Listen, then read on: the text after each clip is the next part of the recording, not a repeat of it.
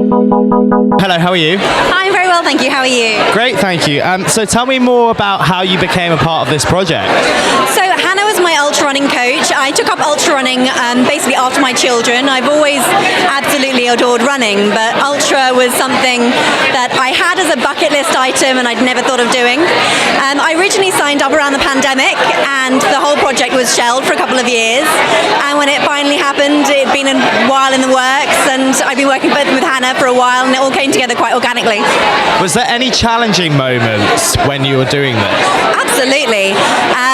Well, one of the most challenging moments, I didn't actually finish this event, so I'm really, I actually, oh God, I'm probably giving away spoilers now for the film, but actually it didn't come to a very good end for me, but I think that in some ways, I mean, I'm still massively bonded with the girls, and I'm really looking forward to seeing their ending, because I wasn't there to see that, so it'll be the first time I see that.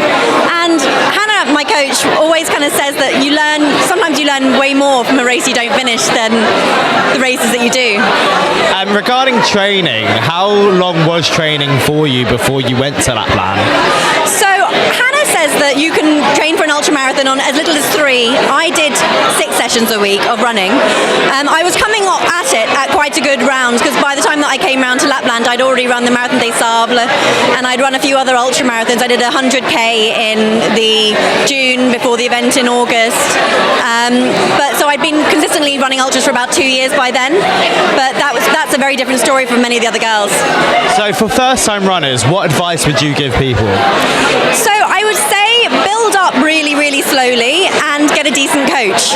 And don't be intimidated by the end goal. If the end goal is a 50k, 100k or a multi-stage, break it down and also get a coach who will fit it into your lifestyle. The girls and I have all got really different lives and I think finding a routine that you can train around that is really important. So regarding Lapland, what was it like going to Lapland and was there any highlights of being in Lapland? It was an absolutely beautiful, beautiful place. The race organisation was really a lovely one and it was a much smaller, more intimate race than some of the other ones that I'd done before, which meant you get to know people really well.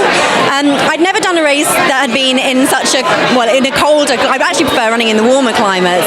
So I'd come from running in the Sahara, the event I did before, to running within the Arctic Circle. I loved seeing the wild reindeer. That was amazing.